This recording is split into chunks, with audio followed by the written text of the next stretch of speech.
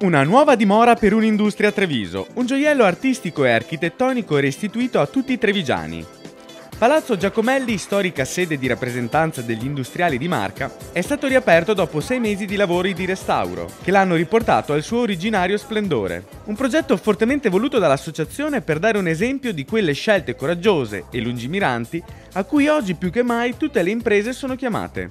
Soprattutto ciò che auspico è che i nostri bravi imprenditori continuino a fare ciò che sanno far bene, continuino ad investire nel loro territorio e nelle loro imprese. Abbiamo bisogno veramente di imprenditori coraggiosi, di imprenditori che lavorino per il bene comune. Elegante ingresso al centro storico trevigiano, affacciato dove Sile Cagnan s'accompagna, Palazzo Giacomelli conosce la sua fortuna sotto Sante Giacomelli.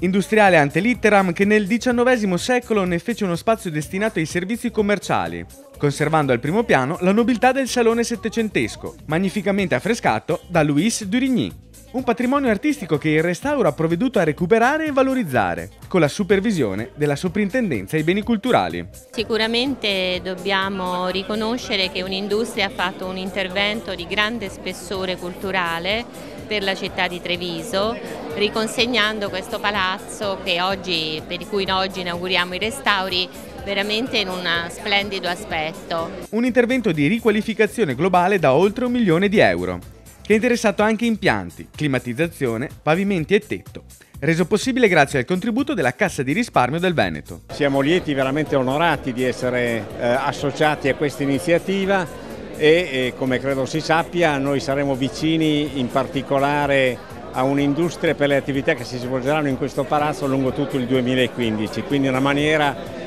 di rafforzare una partnership di cui siamo molto fieri.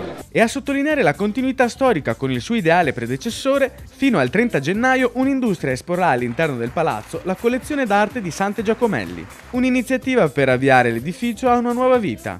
Non più solo la casa degli industriali, ma uno spazio della cultura aperto a tutti i trevigiani. Palazzo Giacomelli vuole essere questo importante segnale che gli imprenditori vogliono dare nei confronti della cultura, del territorio, dei cittadini in genere. Noi imprenditori chiediamo che effettivamente la cultura sia uno degli asset fondamentali del nostro territorio stesso.